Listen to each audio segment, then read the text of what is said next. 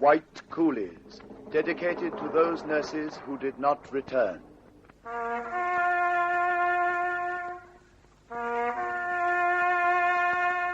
Sister Davis.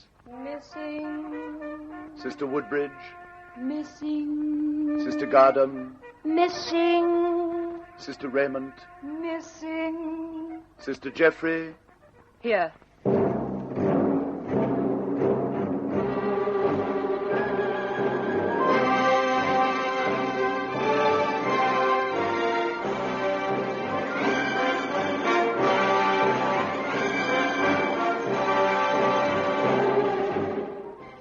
After we were taken prisoner, Ioli and I, the Japs took us to a native jail in Mantok, where we found some of the other sisters who had managed to land from the Vinebrook. We were both washed and had our hands and legs cleaned up and bandaged, and were given an injection by an English woman doctor. Then we went to sleep and slept for hours. When I awoke, a strange thing had happened to my arms. They were in a raised position, hands well above my head, and for the life of me, I couldn't get them down. I thought it would pass, and I sat on the ground quite happily, looking as if someone had said, "Hands up," while we talked about our adventures. There was much to tell and hear. Yes, I know, but that was nothing. Did you hear about Veronica Clancy? No, not yet. This is priceless. You must hear it. Well, listen, she arrived into the customs house to be taken prisoner. Well, you know what a big girl Clancy is. Yes. She's all of 11 stone. Well, she strolled in with complete nonchalance, dressed in her corset and a man's coat. She'd used a uniform as a sail and brought a raft in that way. Oh, I can just see it. Clancy standing up there, hanging onto a sail like the Valkyrie riding the storm. Oh, it's beautiful. Jeff! Oh, Jeff, it's good to see you. I just heard that you were here. Win Davis. Oh, this is grand. Oh, yes. Well, has anyone shown you around yet? Oh, she's only woke up a little while ago. What's happened to your hands? No, I can't get them down, Win. They're sort of getting pins and needles in them now, too. Jeff, try shaking them a bit. Oh, they won't move. They're stiff as boards. Oh, well, it'll pass. Who said something about showing me around? I did, but really you could see most of it from here. This place is a coolie jail. Look, is it all concrete? The sort of quadrangle is, yes. Oh, it's got an iron roof. That's why it's so sizzling hot. You've been in our dormitory, haven't you? Well, I went to sleep somewhere, but I didn't see it. Oh. I just went out like a light. Well, then you'd better come in and have a look. Okay. Come on this way. Yeah. Yes, all right. Well, now. There you are, my girl. Your future home. Oh, Lord. It's a bit grim, isn't it? What are those concrete slab things along the walls? And now, that is where you sleep. Oh, And no. that is what you sleep on. 20 of us lying abreast on each side. It's rather like being a fish in a shop window. And there's 40 people to each dormitory. You'll find you're rather inclined to slide onto the floor. The slab's at such an angle. But you soon get used to it. Phew, it's a bit high in here, isn't it? It is putrid. I don't know if you can get used to that, too. I haven't yet. But what is it?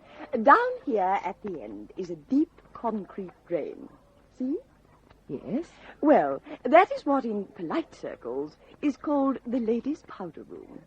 Toilet to you. Everyone uses it, including the Japs. Oh, no.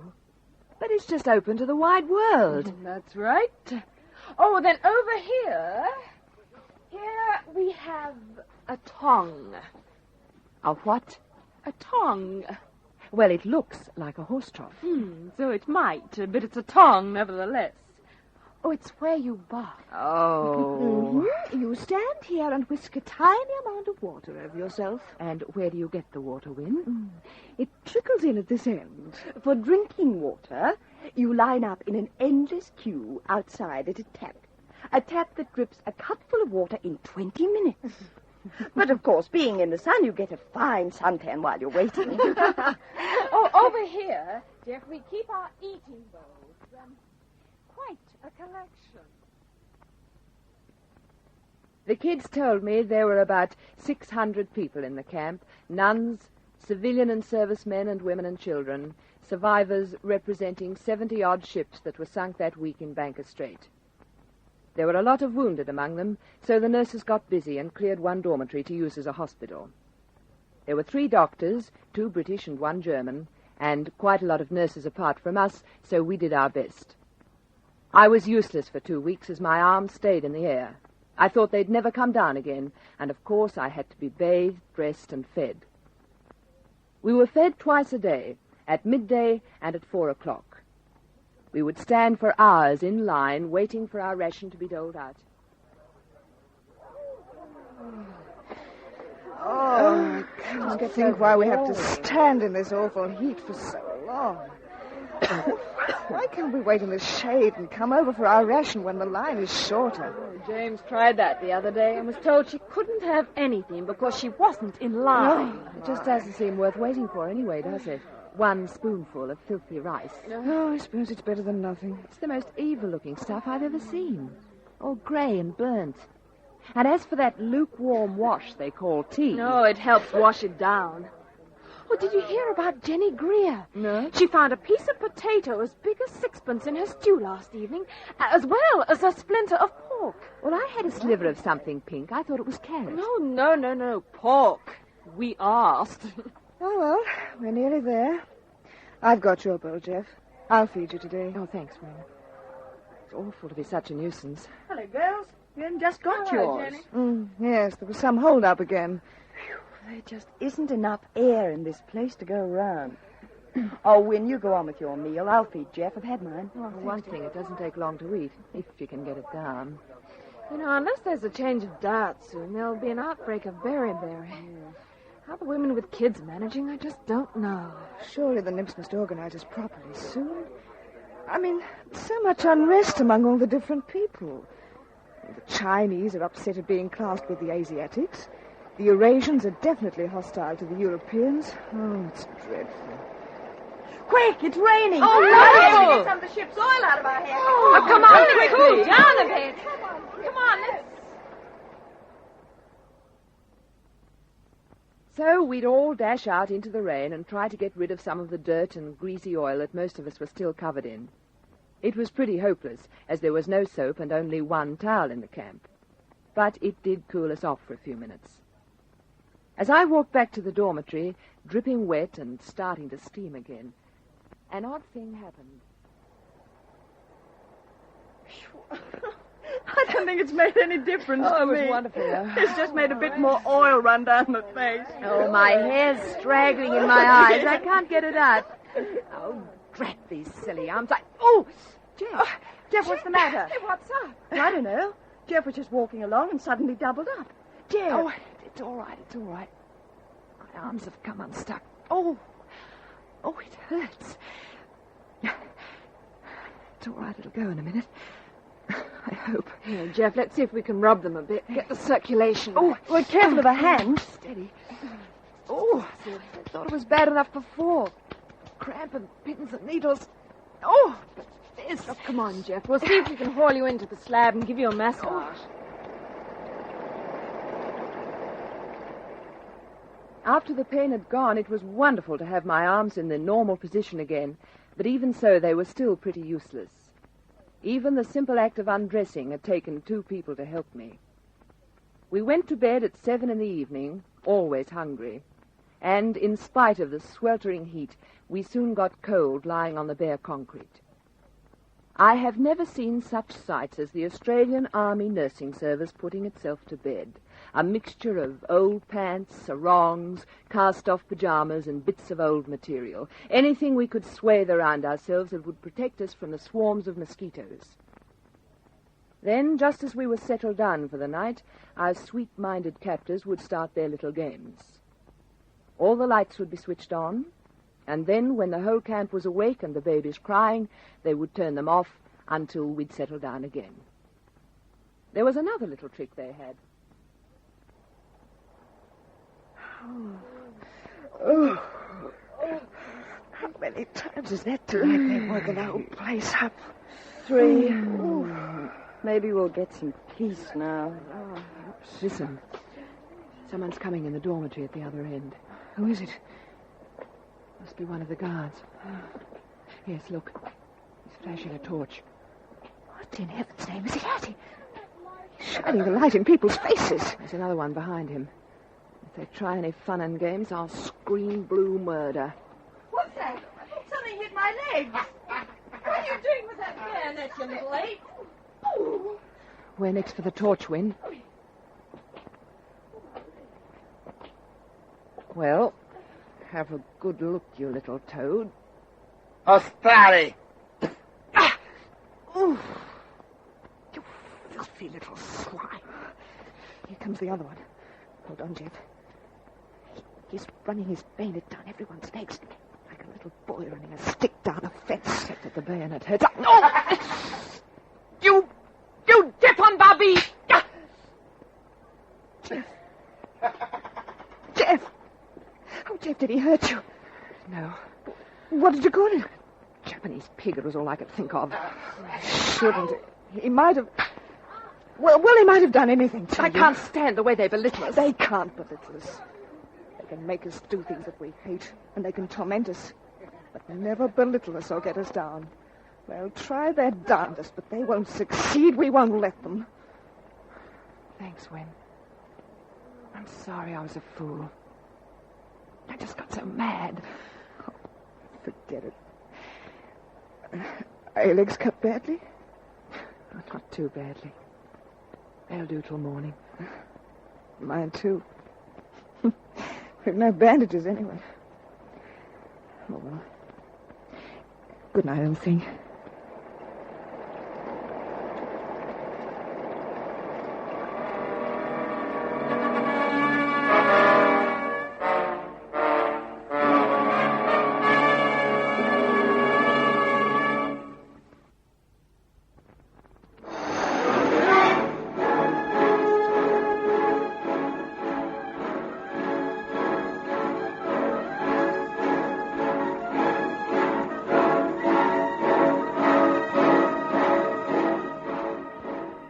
Life in the Coolie jail dragged on.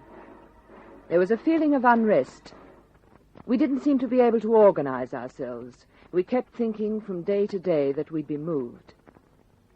There was nothing to do all day but walk up and down or play bridge. We had one pack of cards between us. Goodness knows where they came from. The nights were made hideous by the guards. They tramped through our quarters, flashing their torches on us, and continued to run their bayonets along our legs until they were raw. And we had our time cut out trying to stay put on those awful slabs. If you started to slip and slide off, you took your neighbor with you. You were so tightly packed. Once we thought we had the bed question fixed, for a few of us anyway. One day I was watching some of the others play bridge. Oh, very, very nicely played, partner. Thank you. Well, let's game and rubber. What a game, Jeff. Oh, no thanks, Mitz. My hands are still a bit useless. I can't hold the cards. Have you had them looked at today, sister? Oh, yes, Sister James, they look a lot better. But it's slow without any sort of treatment for them. There you are. Your deal, Ione. All right. Come on, Sister James. You and your partner had better buck up. You're losing a fortune to us. Not doing very well, are we? Just as well it's only a friendly game. Hey! Hey, girls! Look what I've got. Who's that calling? That's Win Davis. Oh, what on earth has she got? Oh, come here. Come on and give me a hand. Come on, Ione. Okay. Glad we're better. Come on, Win. Hang on. Just when I had a good hand. Oh, Win, where did you find it? Here, let me help. Oh, don't be an ass, Ione. You can't carry it. You can hardly walk, and you get me old legs. Oh, there we are. Well, a mattress. Where on earth did you get that? I just found it. But where? Just found it lying around. Oh, it was half covered with rubbish. No one had seen it, so I took it. Good for you. You're quite sure it didn't belong to anybody? Yes, quite sure, Sister James. Now, what I thought we could do is put it on the slab sideways. Then at least 5 of us could lie on it. We could let everyone have a turn on it. Winnie Mae Davis, you're quite a go. Well, you don't think I'd keep it for myself, do you? Come on, Mitch, we'll get it inside. All right. Hey, on one condition. Yeah, what's that? That I help to try it out. Oh, all I've never right. seen anything look so wonderful. Oh, just imagine a real mattress. It wasn't such a big success after all. We'd just be all fixed and dozing off when the mattress would start to slide, and we would go through the air with the greatest of ease. However, we didn't have it for long, because some very sick English nursing sisters came in one night after being on a raft for 6 days, so we gave it to them. They were badly shocked and sunburned, but they soon recovered. One day, we were yarning about things. I was telling the kids about something that had happened while we were still at the schoolhouse hospital in Singapore, when we were trying to nurse while the bombs rained down. Just before we evacuated, I was tidying up the sterilizing room. Well, kids, I went outside to empty the water out of a sterilizer, and there, to my horror, I saw 2 Jap soldiers sitting under a palm tree, their Tommy guns beside them, fanning themselves. I dropped the sterilizer and fled inside. What happened? Well, I saw Dot Freeman and told her. She didn't believe me. So we dashed out again, and they'd gone. Of course, Dot didn't ever believe me then. Well, it was like the time at Johor when I looked out the window and saw what I thought was a wonderful fireworks display. All the lights of Singapore were glittering and twinkling away, and the place was a blaze of neon. There were planes zooming about all over the sky. There were wonderful streaks of electric blue darting through the air, and here and there a great red blossom of fire. It was wonderful to watch. What was it, Iole? Well, we were told it was a practice raid. Was it? No. It was the fall of Singapore. It was a real thing. But none of us could believe it. I know. You just can't seem to grasp Look it. out. Here comes one of the guards wandering over this way. What can he want? Surely they aren't going to take our names and numbers again, are they? Could You! be. You. Stand. Good heavens, English. Stand. Yeah, well, I'm doing my best. Oh, I'm stiff. You stand more fast now. Iole! Brave alone. Brave alone. Come here. Well, Uncover hands. Don't be ridiculous. Her hands are injured. She has to have them bandaged. Uncover hands. I tell you, her hands are injured. Hurt. don't leave her alone, you little swine. I'll uncover my hands. And I hope the sight of them puts you off your dinner. Here, let me help you, Jeff. Thanks, Wing. You keep rings under there? They belong to us. You are Australian swine. Australian swine can't have rings. Hurry. Yeah, so that's it. Well, you've got a disappointment coming to you, little man. There. Huh? What do you think? Perhaps not enough. Haul him out.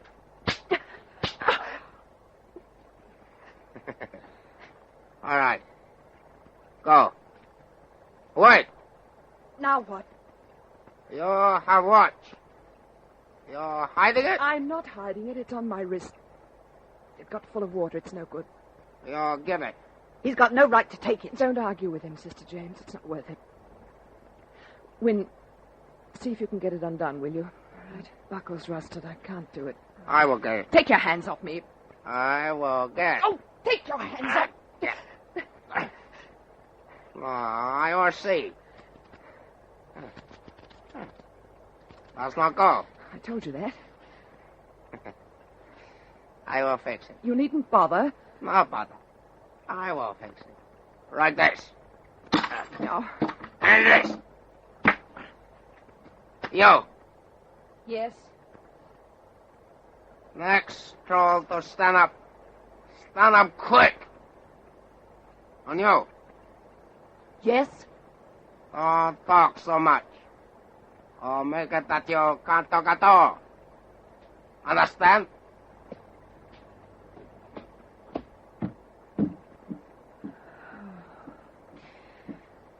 Here's your watch, Jeff. Oh, thanks. It's not much good now. The glass is broken, and the hands are gone. I'll keep it anyway. The family gave it to me when I got my certificate. Are you all right, Early? Yes, just fuming. Little son of... Nip on. That isn't what I was going to say. I know. Oh, he could see that Iola's legs are bandaged, that she can hardly walk. What about you, Sister James? He caught you a beauty. Your cheek's still red. It isn't the physical pain.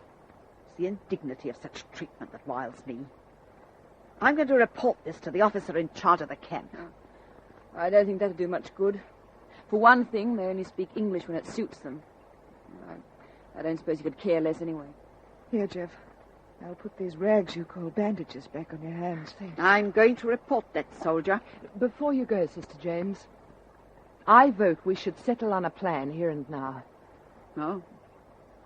What sort of plan? A plan of reaction to these little yellow buzzards. Whatever they do or say or make us do, we should never show them we care. As Sister James said, it's the indignity that hurts. And that's what they want, to see us belittled, to make us lose our dignity and our pride. Jeff's right. It's the only way. Just go on our way regardless. Otherwise, they'll make white coolies of us. And I'd rather be dead.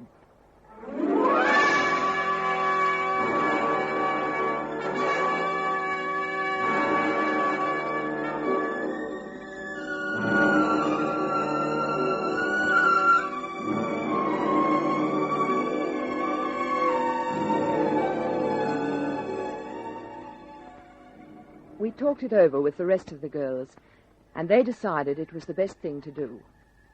Never to let the Japs get us down with their sadistic treatment and brutishness. It was wonderful the way the kids stood up to the nips. Little Mitts, knee-sized to a grasshopper, standing calmly while a guard screamed abuse at her, and when he finished, just smiling and walking away. Or Aurum, still weak from that awful head wound, quietly picking herself up from the ground where a backhanded slap had sent her sprawling, dusting herself down, folding her hands, and waiting for what would come next. I wondered, I expect we all did, how long we'd last before we cracked and flew at one of them and bit him.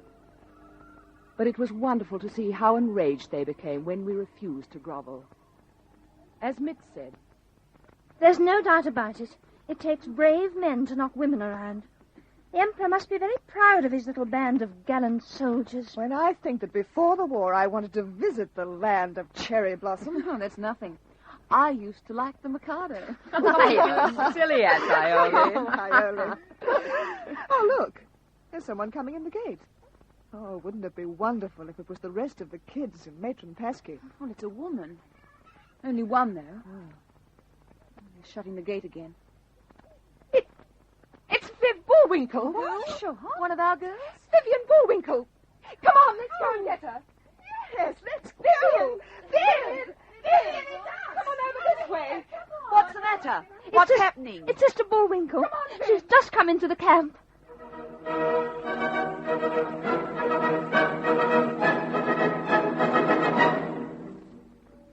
We were terribly relieved to see her, and she was just as relieved to see us.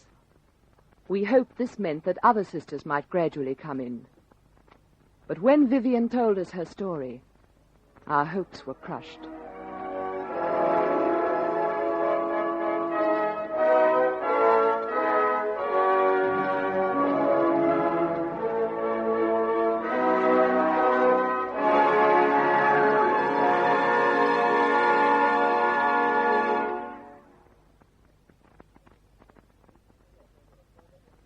Listen again for a further episode of this true story of Australian women at war.